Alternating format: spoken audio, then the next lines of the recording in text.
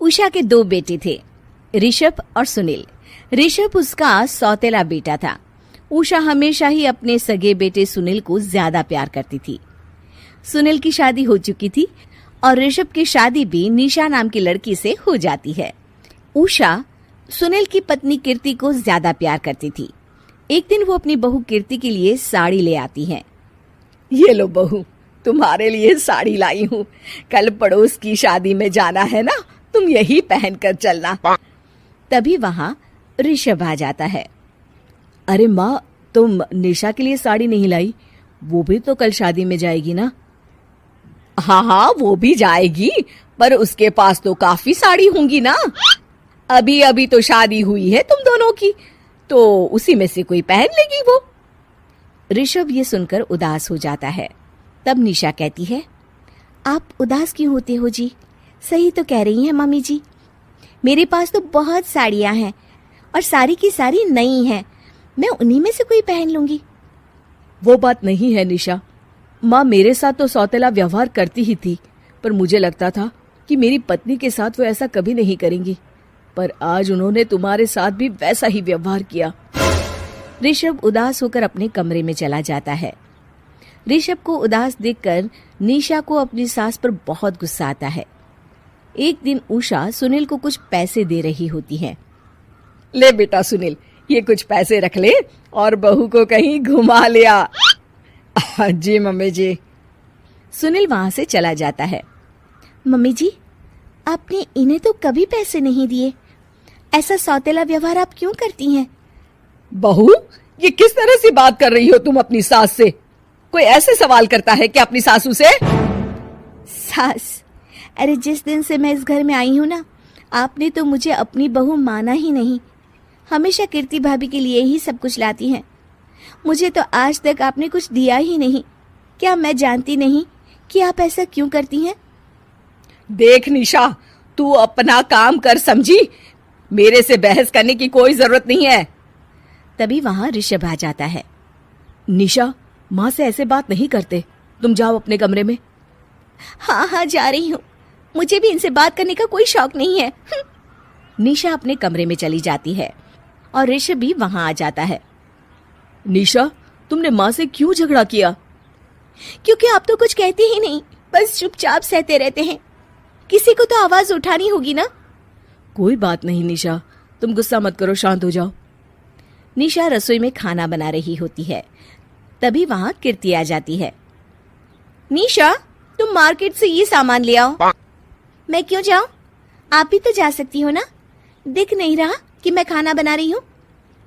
हाँ तो क्या हुआ, खाना बनाने के बाद चली जाना। हाँ, खाना भी मैं ही पकाऊं, बाजार जाकर सामान भी मैं ही ले आऊं। खुद तो कुछ करोगी नहीं, है ना? ओहो, जुबान तो देखो कैसे चल रही है। सुनो, तुम अभी आई हो इस घर में, तमीज में रहो, वरना सासू माँ से कहकर मायके भिजवा दूंगी तुम्हें। हाँ।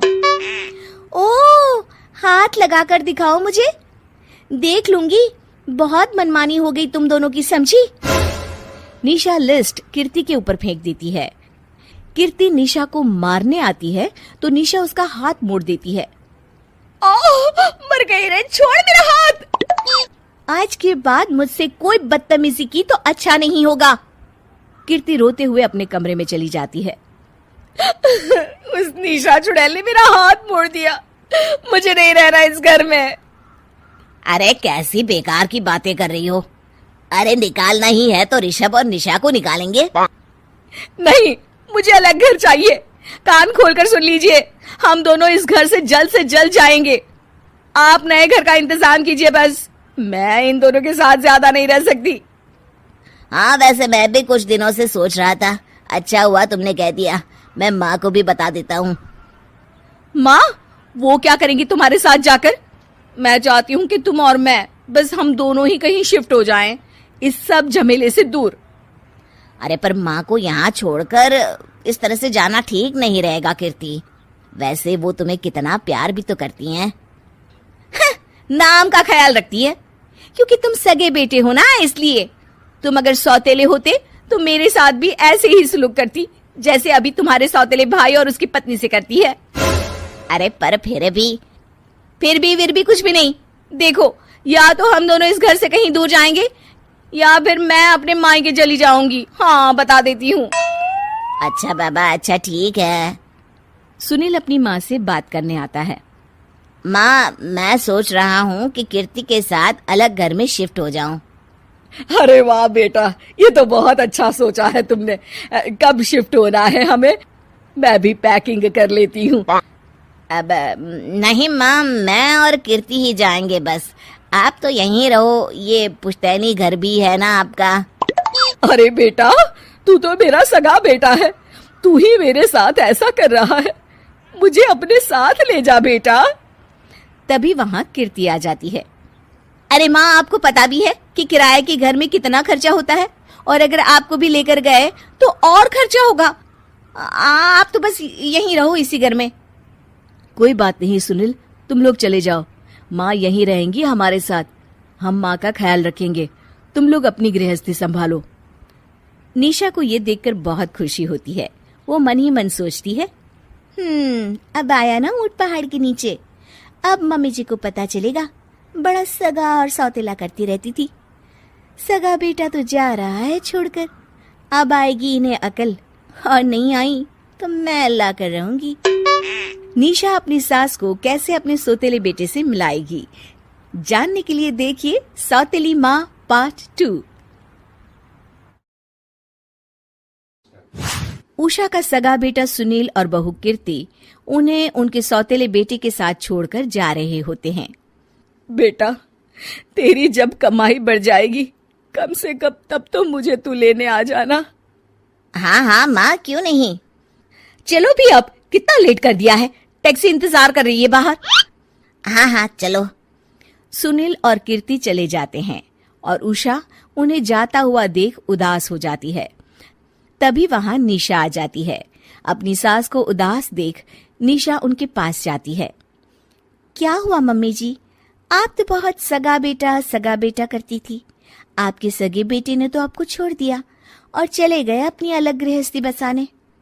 देख बहू, मेरे बेटे को कुछ भी कहने की जरूरत नहीं है। मुझे यकीन है कि जब उसकी तनख्वाह बढ़ जाएगी तो वो मुझे लेने जरूर आ जाएगा। हाँ, ये भी देख लेंगे कि वो लोग आपको वापस लेने आते हैं या नहीं। तब तक तो आप भी यहीं हो और मैं भी। उषा अपने बेटे के ना होने से बहुत ही उदास रहने लगती है। उन्होंने खाना खाना भी छोड़ दिया। सुनिए जी, मम्मी जी ने आज भी कुछ नहीं खाया। जब भी खाने के बारे में पूछती हूँ तो कह देती हैं भूख नहीं है, और अपने कमरे में ही बैठी रहती हैं। ये सुनकर ऋषभ अपनी माँ के पास खाना लेकर जाता है। माँ, सुनील बेटा आ गया तू? ओह, तू है। माँ, मैं खाना लाया हूँ, खा लीजिए प्लीज। आप ऐसे भूखी रहेंगी तो बीमार पड़ जाएंगी। मुझे भूख नहीं है, ले जा तू खाना। ठीक है, फिर जब तक आप नहीं खाएंगी मैं भी नहीं जाने वाला यहाँ से। अरे तू क्यों जिद करता है? कहा ना मुझे भूख नहीं है। अरे मम्मी जी, आप खा भी लीजिए ना, ये कितने प्यार से आपको खिला रहे हैं, उसकी तो कदर कर लीजिए कम से कम। अरे तू क्यों बीच में हमेशा अपनी टांग अड़ाती है? ठीक है, लाओ दे दो। कम से कम खाने के बाद तुम दोनों तो इस कमरे से जाओगे। उषा खाना खा लेती है और ऋषभ और निशा ये देखकर खुश हो जाते हैं। चलो, कम से कम माँ ने खाना तो खा लिया। उषा एक दिन सुनील को फोन मिलाती है। हेलो बेटा सुनील, तू घर मिलने आ जाना बहू को लेकर। कितने दिन हो गए, बहुत मन कर रहा है मेरा। हाँ हाँ ठीक है माँ, ऑफिस में बहुत काम है, टाइम मिला तो आ जाऊंगा। सुनील फोन काट देता है। हेलो सुनील बेटा। सुनील की बात सुनकर उषा उदास हो जाती है।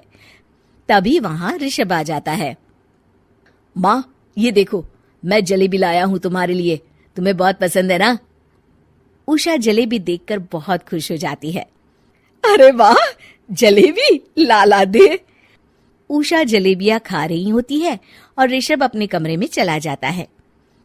देखा मम्मी जी, आपका ये कितना ख्याल रखते हैं, और प्यार सगे और सौतेले से नहीं आका जा सकता। आपको उदास देखकर ये आपके लिए तुरंत जलेबी ले आए, यही तो प्यार होता है। ये कहकर निशा वहां से चली जाती है और उषा सोचने लगती है। शायद तू ठीक कह रही है बहू। उषा देखती है कि ऋषभ उसका बहुत ख्याल रखता है और उसे उसकी गलती का एहसास होने लगता है। एक दिन सुनील और कीर्ति घर पर आते हैं। उषा उन्हें देखकर खुश हो जाती है। और माँ कैसी हो?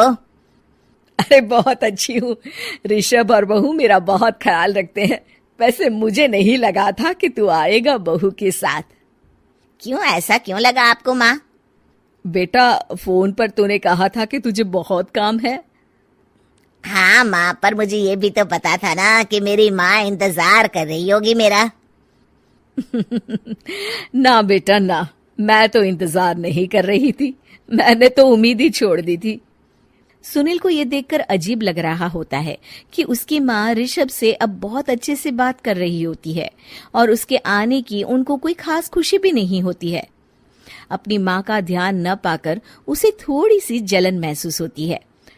माँ ये देखो मैं क्या लाया हूँ, साड़ी तुम्हारे लिए। हाँ बेटा, अच्छी है साड़ी तो।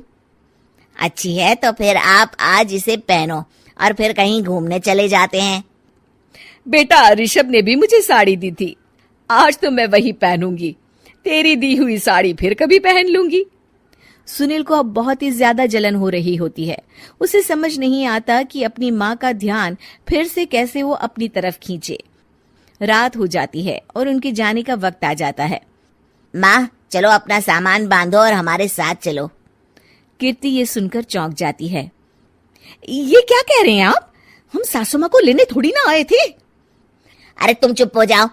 माँ चलो जाओ, अपना सामान बांध लो। आप मेरे साथ आ रही हो, मैंने कह दिया तो कह दिया। अरे पर बेटा, तेरी तो तनख्वाह कम है। मैं तुझ पर बोझ नहीं बनना चाहती। अरे मुझ पर बोझ नहीं हो माँ, बस आप चलो ना, मैं लेकर ही जाऊंगा आपको। नहीं बेटा, अब मैं नहीं आना चाहती। मैं तो अब ऋषभ और बहू के साथ ही रहूंगी। ये सुनकर ऋषभ चौंक जाता है। ये क्या कह रही हो माँ? हाँ बेटा, मैं कहीं नहीं जाने वाली अब। माँ, अब सच में नहीं जा रही? नहीं बेटा, मैं तो तेरे पास ही रहूंगी अब। और जो प्यार मैं तुझे नहीं दे पाई वो सब दूंगी बेटा। ऋषभ और उसकी माँ गले मिलते हैं और निशा खुश हो जाती है।